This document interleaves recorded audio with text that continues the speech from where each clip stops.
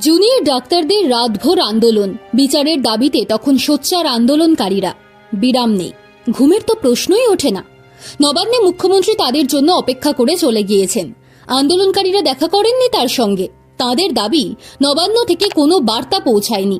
কিন্তু তাতে আন্দোলনে ভাটা পড়েনি। আন্দোলনের স্বর একই রকম।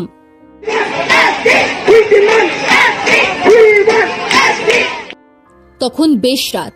আন্দোলনের তীব্রতার মাঝে হঠাৎই হাজির ওরা।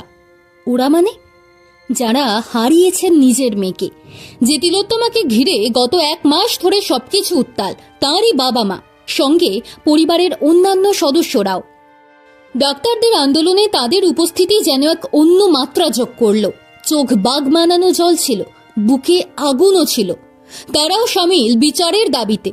সব হারানোর মাঝে তারুণ্যের ভিড় কোথায় যেন মায়ের শূন্য বুকে প্রলেপ দিয়ে যাচ্ছিল। এক মেয়েকে হারিয়ে অনেক ছেলে মেয়ে পেয়েছি বলে গেলেন তিলোত্তমার জনক জননী। তিলোত্তমার বাবা বললেন, একটা মেয়ে হারিয়ে আমি আজ অনেক ছেলে মেয়ে পেয়েছি।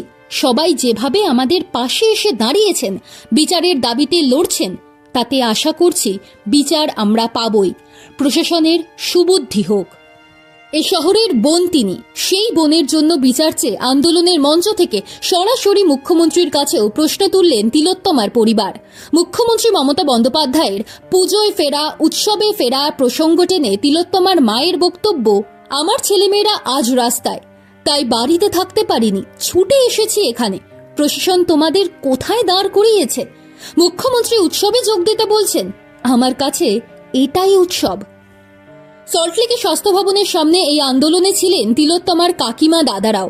কাকিমার কথায় টাকার প্রস্তাব দেওয়া হয়েছিল কিনা সেই প্রমাণ চাইছেন। মুখ্যমন্ত্রী বলছেন পরিবার ক্ষতিপূরণ চেয়েছে, উনি সেই প্রমাণ দিতে পারবেন। প্রসঙ্গত, মুখ্যমন্ত্রী তিলোত্তমার পরিবারকে টাকা দেওয়ার প্রস্তাব দিয়েছিলেন কিনা তা নিয়ে চলছে টানাপোড়েন। সোচ্চার তিলোত্তমার দাদাও। তিনি গলা তুললেন এই বলে, প্রশাসন কি লুকোতে চাইছে? জবাব দিতে হবে। আন্দোলনকারীদের ধন্যবাদ জানিয়ে তিনি যোগ করলেন, আপনাদের অসংখ্য ধন্যবাদ। আমরা যতদিন না বিচার পাচ্ছি ততদিন আমাদের পাশে থাকুন। ঘড়ির কাঁটা 12টা পেরিয়ে তখন 1টার দিকে ছুটছে। হুঁশ নেই কারো। আন্দোলনের স্বর বাড়ছে উচ্চ গ্রামে। শুধু ডাক্তারদের আন্দোলন বললে যেন কিছুই বলা হয় না। শয়ে শয়ে সাধারণ মানুষ ছিলেন সেখানে। ভিড়ের মধ্যে মিলেমিশে সেলিব্রিটি মুখেদেরও দেখা মিলল। একটা গোটা রাত ছিল অন্ধকার। তিলোত্তমাকে হারিয়ে যেতে হয়েছিল পৃথিবী থেকে। সেখান থেকে যেন ফিনিক্স পাখির মতো জন্ম নেওয়া অগুন্তি তিলোত্তমা রাত দখল করে নিয়েছে রাজপথে। তাদের সঙ্গে মিশে গেল তিলোত্তমার জন্মদাতারাও।